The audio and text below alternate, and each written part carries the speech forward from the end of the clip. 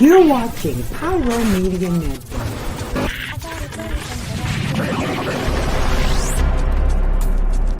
I could be running or I'm chasing you, but I won't. Cause I got better things to do. Rather spend my precious time chasing somebody who loves me too. If I got $1 for every time you slam the door, I would be the richest girl alive, life. If you hadn't run away every time I asked you stay, you would sleep right next to me tonight. But you didn't know me, all you wanted was a game to play, and you couldn't handle the ways around your magics and your side chicks. I'm a winner, babe, but you didn't win this. It's a part Thank you for tuning in. of the If game. this is your first time joining us, welcome. We hope your experience is fruitful. Please feel free to visit our website to find out how you can join our growing family. While we are loading your experience, please do us a quick favor and hit that like button from whichever platform you're watching or listening on. Also, share so others may enjoy as well. And we hope you would consider hitting that subscribe or follow button so you can check out more of our amazing content. Alright, let's start the show.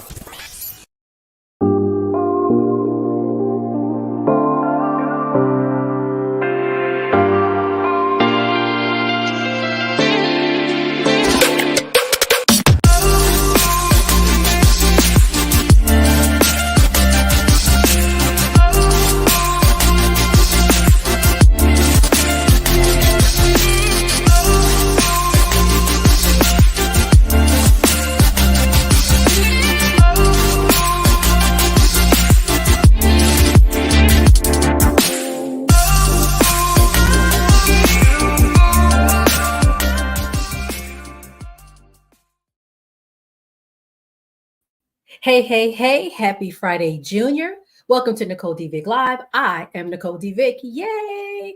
Doctoral candidate. I have to say that because I am working on my dissertation, and baby, we almost there. Chapter 4, you got some work to do. Chapter 5, I'm just chugging and plugging and making it happen. So pretty soon, y'all be able to officially call me Dr. Vick. But until then, I am a doctoral candidate. I'm so happy to have you here today. This is the next, the weekly episode for this month on Black Women's History Month. So it is Women's History Month technically because I'm Black. It's Black Women's History Month. That's just the way it's going to be. I'm really excited because today's episode is packed. We have a lot of guests coming on. You all know I wrote a chapter in an anthology. That was a word like woo. And I have some of the guests, some of the other authors here tonight. But before I get to that, and they're here on the screen, so I'm so happy to have them here. I'm going to do the women who inspire me. I did it for the last 2 episodes, or was it 3? I can't remember how many weeks ago we started this. But I just wanted to share with you some people that continue to inspire me. And I'm really blessed, I'll say this, that a lot of the women that I mentioned or have mentioned over the previous weeks, I actually know in person. Like these are not like, oh, Rosa Parks, or like folks that are far away and unreachable. They're people that I literally know and can talk to and have talked to and gotten wisdom and knowledge and inspiration from. So let's start with the truth teller. To me, being able to tell the truth is huge, and not be afraid of what happens when you say it, huge. So my truth teller for this week is Amanda Seals. I know some people have issue with her. Ooh, she talked too much, but I love her because she was really one of the first women I can recall, first people that really was talking about Palestine. Like, wait a minute, what's going on ain't right. And she's really been in the front and really making sure people are informed. So I really appreciate her as the truth teller. All right. The sage is my next category. My friend. Oh, look at the picture of my friend. Pia is my friend and my neighbor. She is my Virgo twin. And she is one of those people that I think is so profoundly wise. She is always a listening ear. She's an empath, so she's going to feel, sort of what you're going through, be able to offer guidance. She's been a guest on the show before. I think maybe a couple years ago, we were talking about body positivity and things of that nature. So Pia is really someone that I love, who I feel so inspired by. She's also a fashionista, as you can see. I mean, come on now. She taught me how to dress, how to mix patterns, really taught me a lot about a lot of things. And so I offer up Pia as a profoundly wise person, a sage, someone that you probably should know and follow. She's on Instagram. And my last category, the Pathlighters and the Waymakers. My girl, I just saw her about a month ago. Trina, woo! Trina runs an organization called Parenting for Liberation. You can Google her. She has a website. She wrote a book by the same name, really focused on how, as Black people, do we raise our children in a spirit of liberation. We raise them sort of away from some of the traditional ideologies that we had, right? Spirit of Ra, spoil the child, and all those kinds of things. But really, how do we raise a child in this generation, in this time, with the spirit of liberation? So she's amazing. She puts on events. I've emceed events for her. I've been on panels for her. So Trina is a pathlighter and a way maker. So those are the three women that inspire me. And in the interest of time, because we have so many guests on tonight, we're actually going to go to commercial real early, like right now.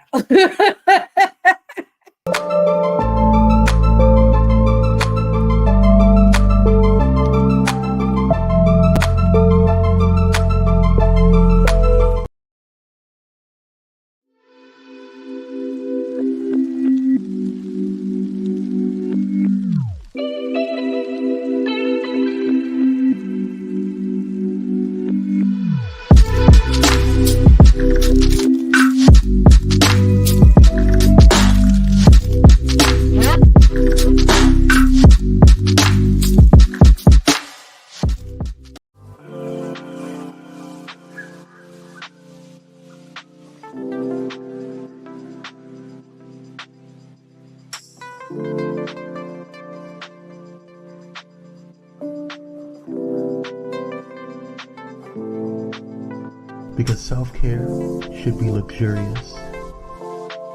Luxe Noir.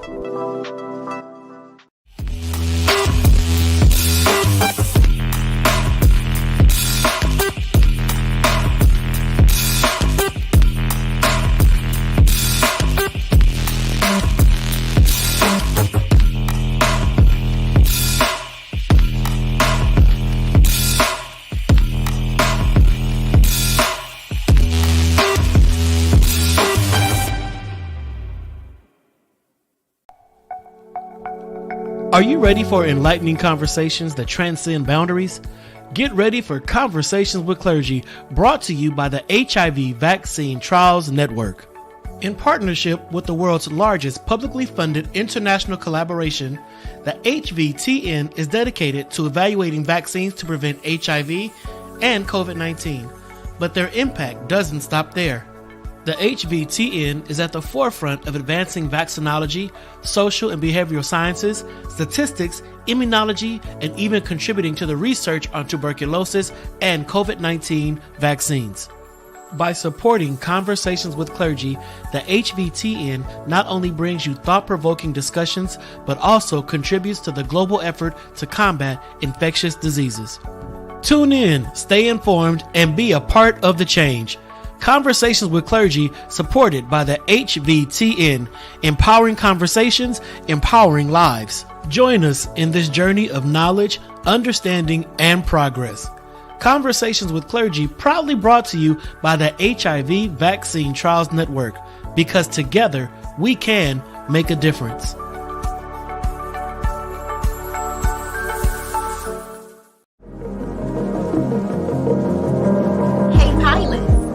Know that you can now catch the electrifying sounds of Bulletin Flight Radio anywhere you go? Yes, you heard it right. Tune in to the high-flying beats and soaring melodies by downloading the TuneIn app on your mobile device. Just search for Bullet in Flight Radio and hit play. It's that easy. And if you have a smart device like Alexa or Google, just say, "Hey Google," or "Alexa, play Bullet in Flight Radio on TuneIn." Experience the rush of adrenaline wherever you are. Listen to Bullet in Flight Radio on TuneIn using your Alexa or Google devices. Soaring through the skies has never sounded this good. Don't miss out on the ultimate musical journey. Tune in now to Bullet in Flight Radio on TuneIn and let the music take you on an unforgettable ride. Get ready to elevate your listening experience. Brought to you by Bullet in Flight Radio.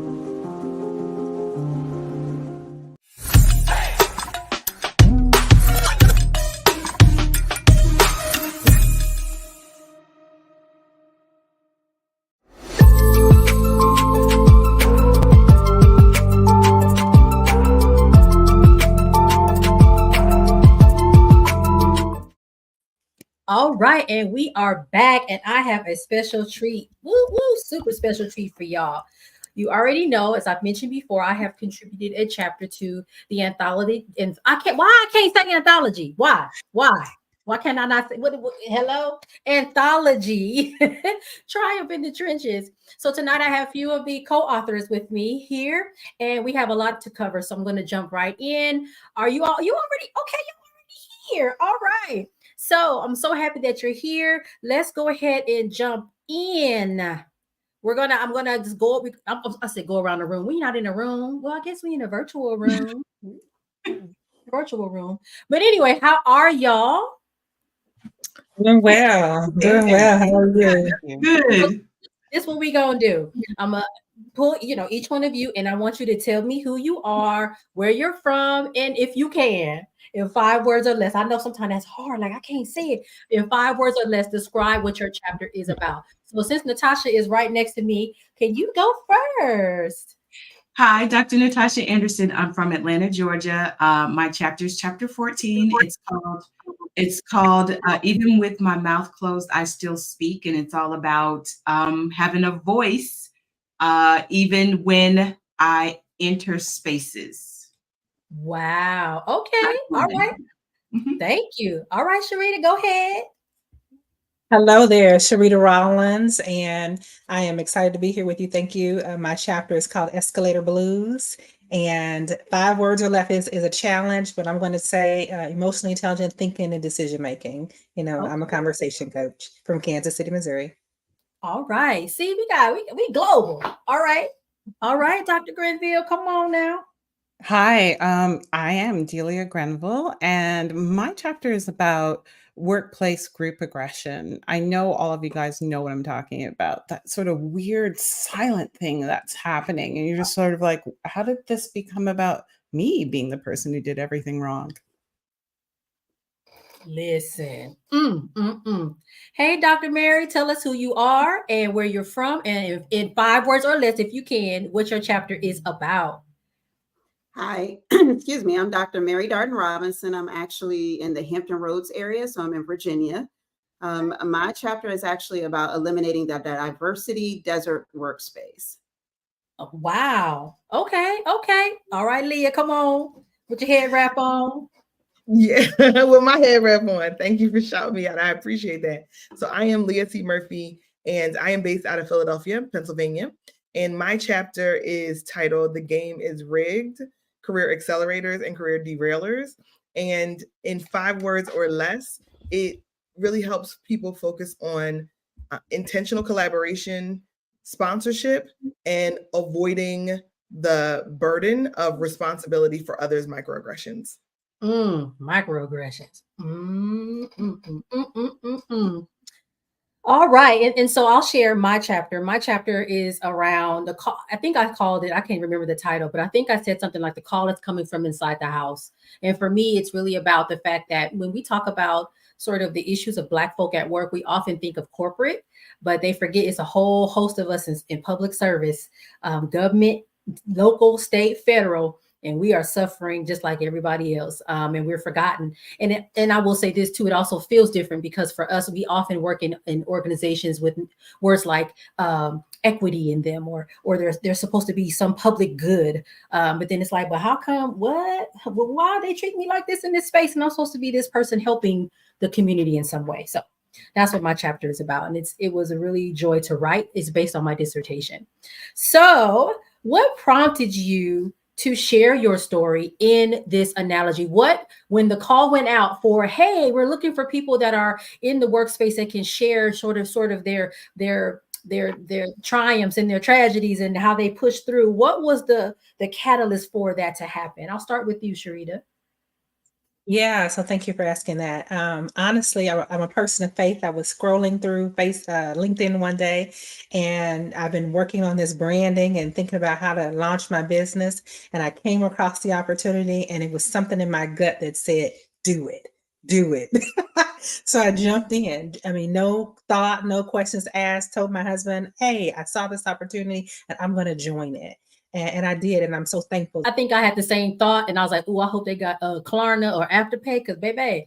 That was the second thought. The first thought was like immediately.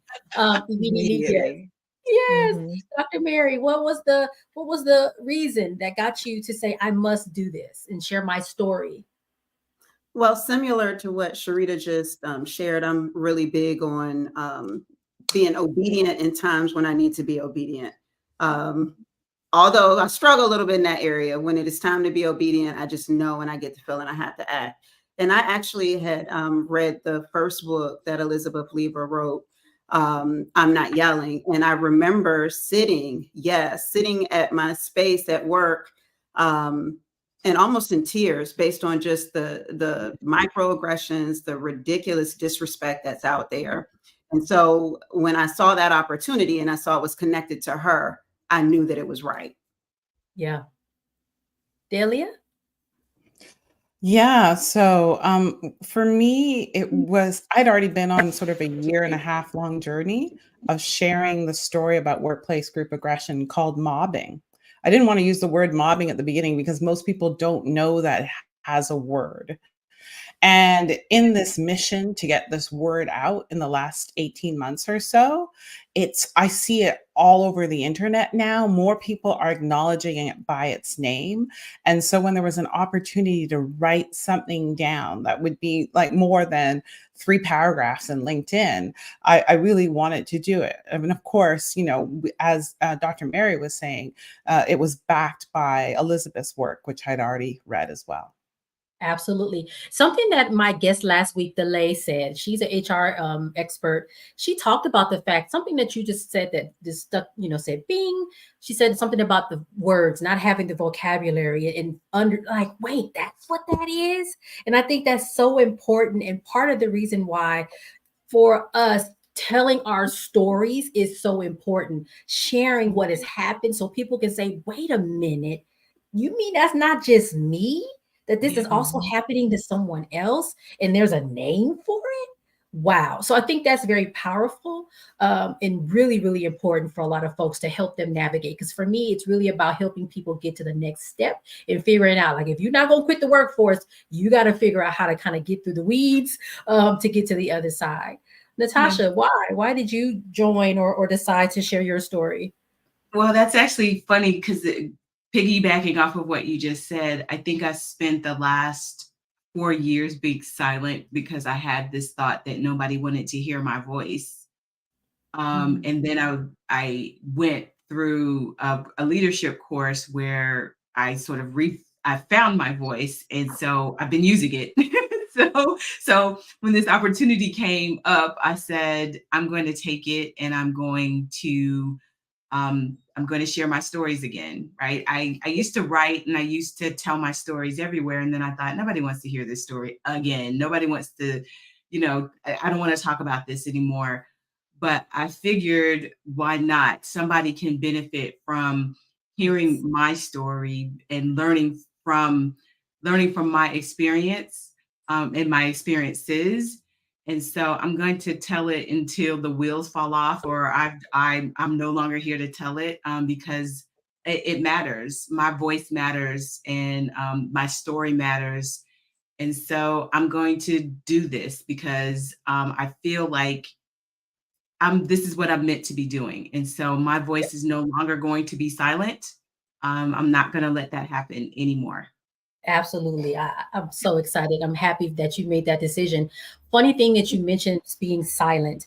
As you know, I'm writing on my dissertation and about the experiences of Black people that work in local health departments across the United States. And it's funny, or not funny, it's interesting, I'll say, because I noticed one of the comments was, well, I guess I'll just stay here and just shut up.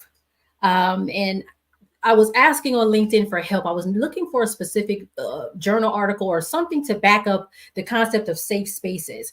And someone on LinkedIn was so gracious to send me an article, and it was about self-silencing and how Black women self-silence in the workspace, where they just say, I'm just not going to say nothing. Because for us, we realize, well, why say anything? First of all, don't nobody care, and nothing's going to change. But I like that you're literally telling that counter narrative, like, oh, no, I'm still going to tell it.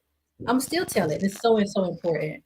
Leah, what was your catalyst? So I think it's really been said really well by all of the other panelists. So I won't repeat any of that. But ultimately, for me, I am someone who is driven by collaboration. I enjoy the opportunity to be amongst other very sharp people and minds. And I was excited at the opportunity that there would be this collective of individuals that I would have never been able to convene myself, all brought together specifically for this purpose to create this thing. And I thought the thing was so important in this anthology, Triumph in the Trenches, Navigating Success for Black Professionals, was so important for me to participate in because, one, I am not speaking for any organization. I don't have any responsibility or obligation to an organization outside of my own at this stage in my professional life. And I know that that's a privilege that a lot of us don't necessarily always get to speak from that position. So I wanted to fully use that privilege, right? Because we all have it in different ways. And then the other part for me was, as we carry this forward and as we, are no longer here to tell the stories verbally, to really encapsulate this, these narratives and these important stories and references and experiences so that someone else can benefit, but also that they live in history for years to come. So that kind of opportunity really was inspirational for me. And the opportunity to collaborate with other really sharp, capable minds, like some of the women who are here today, was like, yeah, we can make this happen. This sounds good. It was amazing. And there are 22 authors, and not all of them are women. There are folks from all different industries represented. And I think that's also what makes it really special and unique.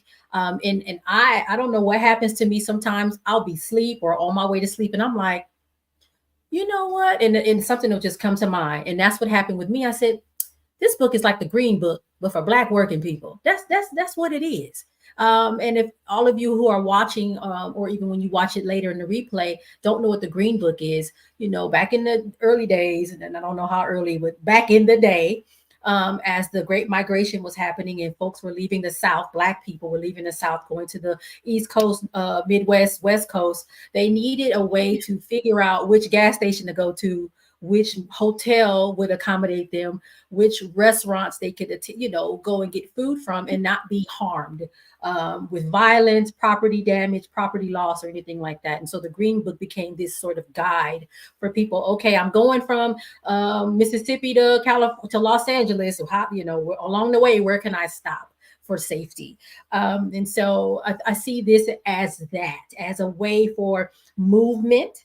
Not literal movement, but how do we get through this workplace in one piece? Because baby, these places, if we ain't careful, will stroke you out, and we ain't nobody got time for that right now. We ain't got time for no heart attack. We ain't got time. So how can we do this and navigate this in a way that is safe and healthy for us? Especially if you can't leave. I got a pension to look forward to, so hey. So while I'm there, the next 4 years, how can I get through this in one piece? Well, shout out to you, Nicole, for actually saying the Green Book reference too, because as soon as you said it, I feel like it was a universal alignment. Like, yes, we all agree. Like, no one was like, well, maybe not. It was like, oh, absolutely. Shout out to you for having that association and that vision, and really being able to give an analogy that people could really relate to. Because I could not agree with you more. Well, I have to say that because there's collectively, I think we all agree that there's still work to be done. and it's not that we're up for the challenge, right? And that's the thing. And so I know in my chapter, I can't speak for anybody else's, but I know in my chapter there's a call to action. Like we're not doing this work alone. So there's a call to action at the end of my chapter. Like, yes, read the nice stories, and I tell stories in it, but like at the end of it, it's like, hey y'all, it's time for us all to get to work on this, right? Like I'm calling us all to the mat, to the carpet. We got to get on the court and let's all do this thing together. So, sisters and brothers in this thing together. So, because if we come together, we're more powerful together than we are apart. We can all agree to disagree. We're not a monolith, right? But together we can do this work and overcome a whole bunch of things, right? So that's the thing. Absolutely. So my next question for you, because I think we've covered, I was going to ask, why is this book important? I think we've made that clear, right? Just even from hearing from all of you, and the whole green book, analogy makes a lot of sense. But I want to ask all of you, what does it mean to triumph? So, we triumph in the trenches. Okay, we in the trenches, but what does triumph look like for all of you? Or what do you hope that triumph looks like for the people that are reading this book?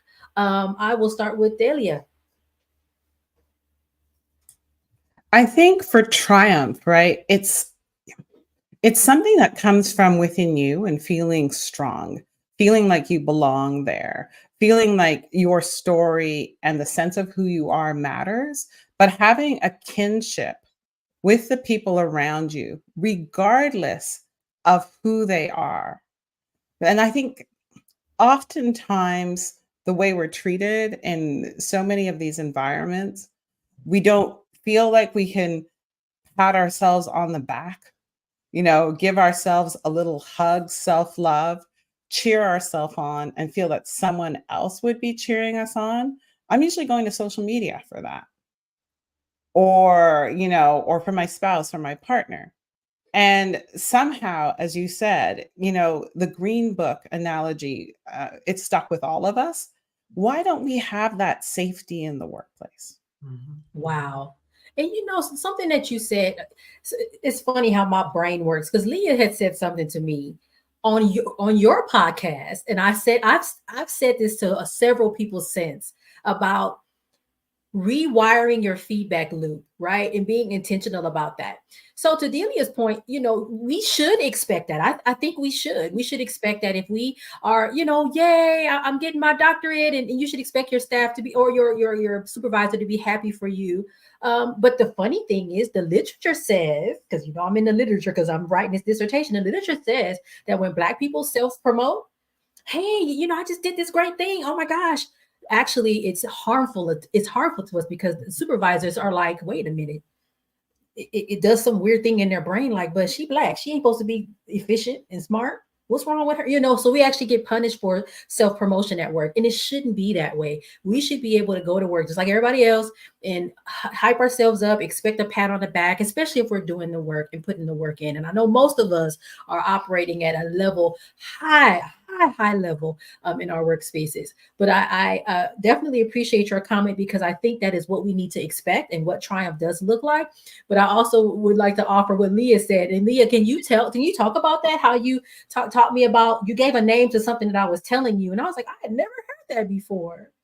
I think what you're referring to, and we had a great time on the podcast. So, I mean, we covered a lot. So I'm going to try to make sure I get it right. And I focus on curating your intake, right? And there's a certain amount of like us filtering out the things that are not serving us, because there's so much that is required of us mentally. So we have to really be in a mindset in order to accomplish the things that we desire to accomplish for ourselves. So curating your intake, but you were specifically talking about in the workplace, like day to day. And I was saying to retune your feedback loop so that you can have sources outside of your workplace that give you the acknowledgement, the recognition, the community that you need.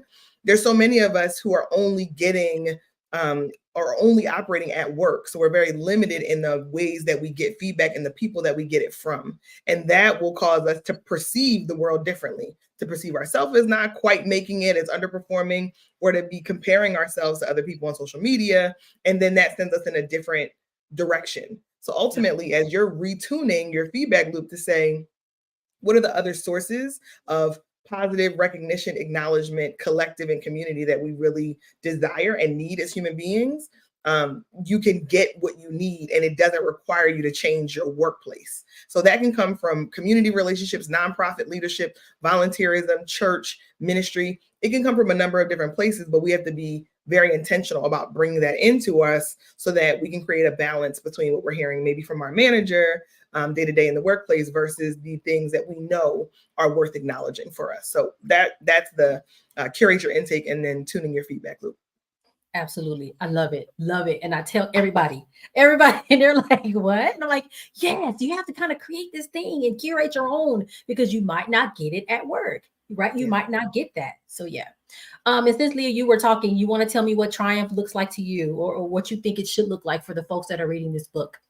Yeah, I think triumph for me, and I know I'm going to be really thoughtful so we can be short on time so everybody has a chance to contribute to this question. It really goes for me to thriving, right? In order to navigate life, we deserve, and I believe, and when I say we, I mean we as human beings, as women, as Black women, as people who work in corporate, nonprofit, academia, you name it, right? Wherever you are on the spectrum, we deserve to feel like we have the opportunity to thrive and that the environment that we're in will allow us to do that. So that's what I think triumph is. And Triumph in the Trenches has its own specific idea of even throughout navigating the spaces that we choose to go into, will we have the potential to be able to thrive out of there? And I think each of us do collectively have those stories. And that's why the anthology was so powerful. Absolutely. Dr. Mary, what does triumph look like for you or for the people that read your book? Because I know you have a very specific clinical background. Maybe there's something, that touches that for you, but I'm open to hearing. So for me, when I think of triumph, and it really comes down to authenticity, for a good period of my career, I was consistently, judged for the fingernails, the hair. I love nails. I love hair. I'm all about color. I'm all about anything that is busy. And going into the working environment, it became clear that that was not acceptable based on the spaces that I worked on, and that maybe I should try to tone down or be someone other than who I am. And so as I'm getting older, that has completely gone because I'm just getting more and more ridiculous and embracing that. But I think it is not only, definitely thriving. I would agree with Leah that that's a part of it, but also being true to yourself. And so I hope that with the chapter that I wrote, someone will be able to kind of maybe take a moment to themselves and say, it's okay for me to be different. I mean, I think also about what you said, Dr. Vic, I'm gonna go ahead and go with that. What you said previously about, being in a space and, people should kind of like celebrate education. I can tell you I worked in an African-American organization. It was run by a lot of folk that looked like me. And for a year, no one knew that I was working on my doctoral because of the initials behind my name, I already had people coming for me. So I knew that would be that one extra thing. And so it's really unfortunate, but you have to strategize how you navigate the workspaces that you're in. And so I've experienced it from people that look like me and people that do not look like me. And it's nasty either way, to be honest. But being authentic to yourself and lending yourself grace to be different and to embrace that. So I always get different sort of clients. And they're like, oh, we're going to give you all those sorts of clients. And in 5 minutes, we talk about hair, nails, or something that creates a space that feels safer, because I don't use safe, but safer to them, where they feel that they can be themselves. And authenticity is incredibly important. Absolutely 100% important. And I agree with you with the nails. Listen. Yes. Hoop I mean, I earrings even had a teacher tell me, I was taking this course really quickly. I was taking this course on public speaking. And so I did not do well because she was distracted by my nails. Anyway. And I was like, that is so not what you should even be paying attention to. But to hear it from a teacher, I mean, we learn from people like that. So that told me her being authentic, which is not the way to go. Terrible. All right, Natasha, what does thriving look like for you? Or triumph? I have to agree. So I have a STEM background, so for me, it's all about and I've been. I kind of feel like Dr. Mary in that people have always tried to tell me who I should be in these spaces. And so I kind of feel like Dr. Mary in the sense of like showing up as myself has to be enough because I can't be anybody else and I'm not striving to be anybody else but myself. And so I've learned that I deserve to be in every room that I'm in, but not every room deserves me. And so I'm walking in that fully. And that's what triumph looks like for me. I love it. Sharita, come on and bring us home. Yeah. So, working in corporate and nonprofit over the years, even in education, I realized that I had not outgrown the only one, being the only one. And my chapter is, touching on the idea that survival is never the goal. We should not just be surviving, but we need tools that get us to a level of emotional vitality. We need to be able to respond and understand and navigate and have a strategy, like Dr. Mary said. And that's what I think triumphing is. It's having the strategy. It's looking, seeking, identifying your emotional space of vitality and holding on to it and not allowing others to take it from you. And that's triumphing for me. Yes. I love it. Thank you all for being with me tonight. I know this goes, and I told y'all, I was like, it's going to go by fast. Y'all going to be like, wait, it's over already? It's over already, y'all. But I want to thank you so much because you lent so much perspective to this book. And I think people will now, not that they weren't wanting to buy it before, but I think this is just an extra, tool or resource for people to be like, well, why should I buy this book? Watch this podcast episode. You're going to see.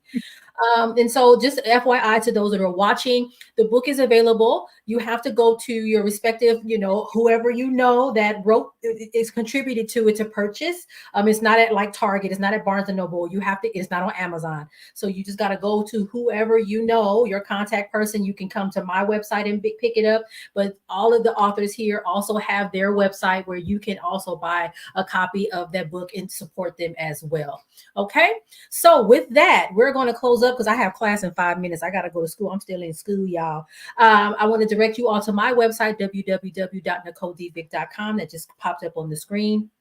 You can purchase all of my books there, including Triumph in the Trenches. But again, if you are watching because Leah is here, please buy the copy through Leah if necessary. You also can check me out. I'm on social media. I'm on LinkedIn. Most of the time these days, LinkedIn is where I am. I'm not even really on TikTok no more. Instagram, I just show my nail designs on Instagram more so. But I'm still around, but I'm busy right now trying to get these chapters written, so I'm a little quiet. And what else about me? I talked about the books, talked about the website, and I guess I'll see y'all next week. I guess that's enough of all the things that I have to say, but I want to thank you all again for being here with me tonight. This was amazing conversation. I might bring some of y'all back because I got questions about other things. Let's do it. Yep. All right. Thank you so much for watching, everyone, and I'll see you next week. Bye. Bye.